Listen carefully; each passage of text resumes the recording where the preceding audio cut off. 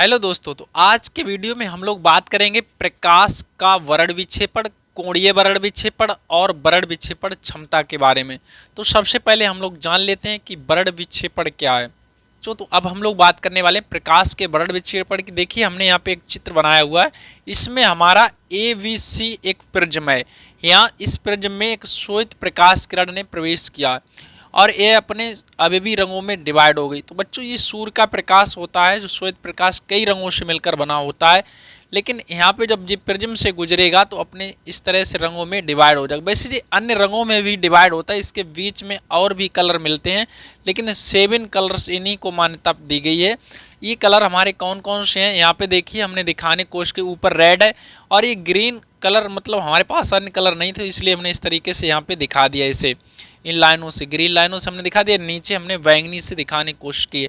तो अब देखिए बच्चों, इसका क्रम जो इस टाइप से रहता है, नीचे से विबग्योर, आप वर्ड को याद रखिए, विबग्योर, BIVGYORY।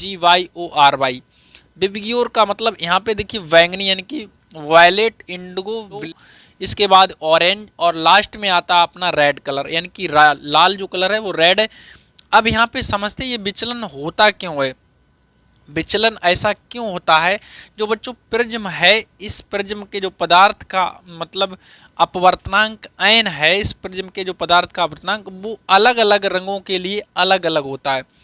अलग अलग रंगों के लिए अलग अलग इसकी वैल्यू निकल के आती है n की। तो सबसे ज़्यादा वैल्यू n का मान किस में आता है, बैंगनी के लिए इसका वैल्यू सबसे ज़्यादा होता है, बैंगनी कलर के लिए। अब जब बैंगनी कलर के लिए और रेड कलर के लिए इसकी वैल्यू सबसे कम होती है, लाल के लिए क्या होता है बेटा, कम होता है, और बैंगनी के लिए इसका मान अधिक होता है। अब जब मान अधिक होगा तो एक फार्मूला आपने देखा होगा, यहाँ से आप समझ सकते हैं, डेल्टा बराबर n-1 इंटू ए प्रिज्म कोण है, डेल्टा विचलन है और n पदार्थ का अपवर्तनांक है। अब यहाँ से समझिए, जिसके लिए अधिक होगी वैल्यू उसके लिए विचलन भी अधिक होगा। तो बैंगनी के लिए हमारा n का वैल्यू अधिक रहता है, इसलिए इसका विचलन बैंगनी के लिए सबसे अधिक विचलन किसके लिए होता है, बैंगनी के लिए। इसीलिए बैंगनी कलर सबसे नीचे आता है, क्योंकि देखिए बच्चों, ये वैसे प्रकाश किरण सीधी निकल जाती, लेकिन इसकी पृष्ठ के विचलन की वजह से इस तरह से आई, और दूसरे यहाँ भी और विचलन होगा। तो सबसे ज़्यादा कौन झुका है, बैंगनी, उसके बाद इंडिगो, फिर इसके बाद हमारा ब्लू, फिर ग्रीन, फिर उससे कम हमारा आया है येलो, फिर उससे कम ऑरेंज, फिर सबसे कम हमारा रेड। तो लाल कलर का विचलन सबसे कम होता है, विचलन रेड का सबसे कम होता है और बैंगनी का सबसे अधिक होता है। ये बात आपको याद रखनी है, ठीक है। तो हम लोग बच्चों इसकी परिभाषा किस तरीके से दिखा सकते हैं, वर्ण विक्षेपण की परिभाषा, कि जब कोई श्वेत प्रकाश किरण किसी प्रिज्म से होकर गुजरती है तो वह अपने अवयवी रंगों में विभाजित हो जाती है। इस घटना को प्रकाश का क्या कहते हैं, वर्ण विक्षेपण कहते हैं, राइट। तो इसे हम लोग समझ सकते हैं बच्चों। देखिए, ये बहुत आसान तरीके से हमने यहाँ पे आपको समझाने की कोशिश की है, फिर भी अगर आपको कोई परेशानी है तो आप कमेंट में पूछ सकते हैं। अब हम लोग बात करते हैं कोणीय वर्ण विक्षेपण की। तो जैसा कि अभी हमने आपको बताया कि जब कोई प्रकाश की श्वेत किरण प्रिज्म से होकर गुजरती तो वह अपने अवयवी रंगों में विभाजित हो जाती है। तो यहाँ से उसके हमने कुछ कलर यहाँ पे ले लिए, यहाँ पे रेड है, पीला, बैंगनी, तो लास्ट में बैंगनी, ऊपर रेड, बीच में हमने यहाँ पे पीला मान लिया, ठीक। अभी पीले को हम लोग चर्चा नहीं करेंगे, अभी हम दोनों के यहाँ पे देखते हैं, ये रेड और बैंगनी के लिए। तो देखो बेटा, यहाँ पे ये हमने डेल्टा R दिखाया है, विचलन हुआ है रेड कलर के साथ, और ये जो विचलन हमारा हुआ है बैंगनी कलर के साथ, डेल्टा V। तो हमारी जो परिभाषा कहती है कोणीय वर्ण विक्षेपण की, जो निर्गत प्रकाश किरणें हैं इनके बीच के कोण को ही इन दोनों रंगों के लिए क्या बोलेंगे, कोणीय वर्ण विक्षेपण बोलेंगे, ठीक है। तो कह सकते हैं कि दो निर्गत प्रकाश किरणों के बीच बने कोण को उन रंगों के लिए क्या बोलेंगे, कोणीय वर्ण विक्षेपण बोले। और इससे बेटा कोणीय परिक्षेपण एक दूसरा नाम दिखाया गया, कोणीय परिक्षेपण भी हम लोग यहाँ पे बोले। समझने की कोशिश करिए बच्चों, कि जैसे हमारा यहाँ पे मान लें थोड़ी देर के लिए, जैसे यहाँ पे इनके बीच जो हमारा डेल्टा R और इसके बीच कितना डेल्टा V हुआ है, तो इनके बीच जो अंतर होगा, जो डिफरेंस होगा, उसी को हम क्या बोलेंगे, यहाँ पे थीटा के बराबर रख देंगे, और यही हमारा होगा कोणीय वर्ण विक्षेपण। तो यहाँ पे हम लोग इसे दिखा सकते हैं कोणीय वरण विक्षेपण बराबर, कोणीय वरण विक्षेपण बराबर क्या मिलेगा बच्चों, delta V minus delta are. इसमें से डेल्टा आर माइनस कर दिया और इसे हम लोग थीटा से प्रदर्शित करते हैं। किससे प्रदर्शित करते हैं, थीटा। तो थीटा बराबर मिल जाएगा delta V minus delta are. ये निकल के आया अपना कोणीय वरण विक्षेपण। अब यहाँ पे बच्चों हम थोड़ा सा मान लें, क्या मान लें, यदि जो प्रिज्म है हमारा उसका लाल रंग के लिए अपवर्तनांक हमने मान लिया कितना है। जैसे अब यहाँ पे समझिए, यदि प्रिज्म का अपवर्तनांक लाल रंग के लिए, किसके लिए, लाल रंग के लिए, लाल रंग के लिए एन आर तथा बैंगनी रंग के लिए, बैंगनी रंग के लिए, बैंगनी रंग के लिए एन वी है, तब क्या होगा बेटा, यहाँ समझने की थोड़ी सी कोशिश करिए। अभी हमने आपको बताया था डेल्टा बराबर एन माइनस वन। ये आप जानकारी हम पिछले वीडियो में दे चुके हैं। डेल्टा बराबर फार्मूला निकलता है पतले प्रिज्म के लिए एन माइनस वन इंटू ए, जहाँ ए हमारा बच्चों क्या होता है, प्रिज्म कोण होता है। ठीक है, अब देखिए अगर हम बात कर लें लाल रंग के लिए, तो लाल रंग के लिए क्या हो जाएगा, तो लाल कलर के लिए बच्चों यहाँ से मिलेगा डेल्टा आर बराबर N R minus one into A, right. और इसी तरीके से बात कर लें बैंगनी रंग के लिए, तो बैंगनी के लिए क्या हो जाएगा, तो बैंगनी के लिए बेटा हमारा हो जाएगा डेल्टा वी बराबर N B minus one into A. तो ये दोनों वैल्यू यहाँ पे उठा के रख देते हैं हम लोग। तो यहाँ से हम लोगों को मिल जाता है थीटा बराबर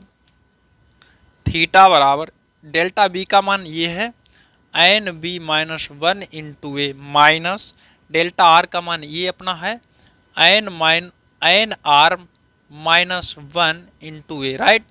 अब यहाँ से थीटा बराबर ए कॉमन निकाल लेते हैं, तो N B minus one minus N R minus one, A बाहर आ गया, राइट।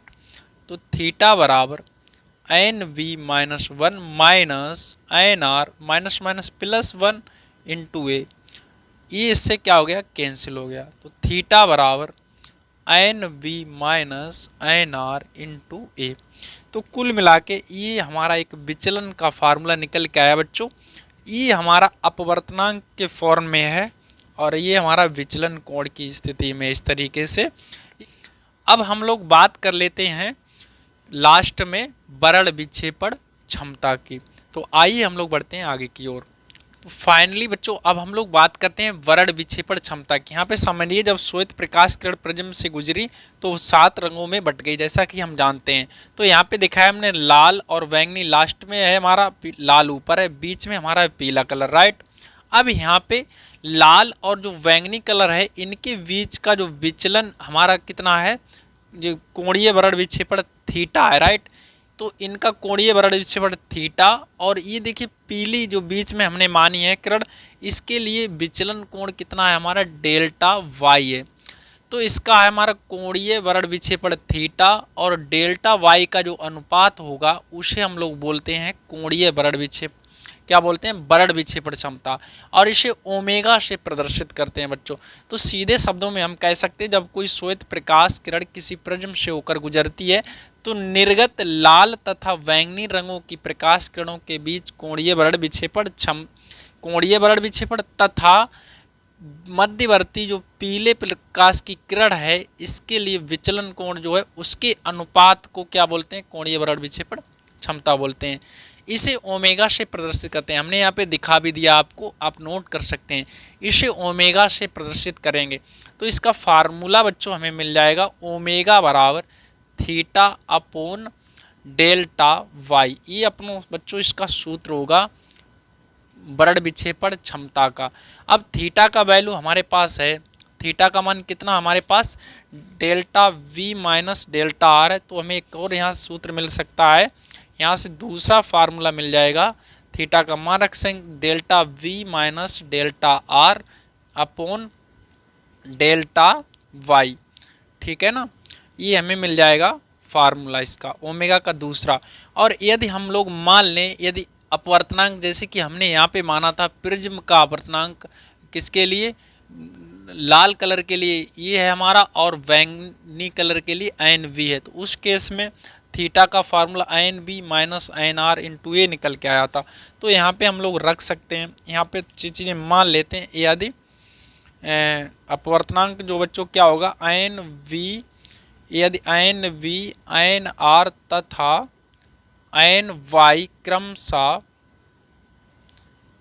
ये हमारा बैंगनी, ये लाल और ये पीले, क्रमशः बैंगनी लाल तथा पीले प्रकाश के लिए अपवर्तनांक हैं, प्रकाश के लिए अपवर्तनांक हैं, राइट। तब क्या होगा, अपवर्तनांक हैं। तो ऐसी स्थिति में बच्चों क्या होगा, इसे हम तो इसके लिए हमारा निकल आएगा यहाँ से ओमेगा बराबर, देखिए N B minus R, N R मतलब थीटा का जो मान है, तो थीटा बराबर डायरेक्ट ही रख सकते हैं हम लोग N V minus N R into A upon, और डेल्टा का मान मुझे पता ही होता N minus one into A होता है, तो यहाँ पे क्या रख सकते हैं, यहाँ पे N Y minus one into A, ठीक है ना। ए से हमारा कैंसिल हो जाएगा, तो यहाँ से हमें ओमेगा बराबर मिल जाएगा N V minus N R upon N Y minus one, ठीक है। तो ये अपना एक ओमेगा का ये भी एक फार्मूला निकला आया। तो 1, 2 और तीनों ये फार्मूले हमारे ओमेगा के हैं। ये हमारा अपवर्तनांक के पदों में, ये विचलन की कंडीशन, और अगर ये डायरेक्ट हमारा दिया गया है कोणीय बरड़ विक्षेपण थीटा की वैल्यू दी है, तो हम इसे डायरेक्ट रख सकते हैं।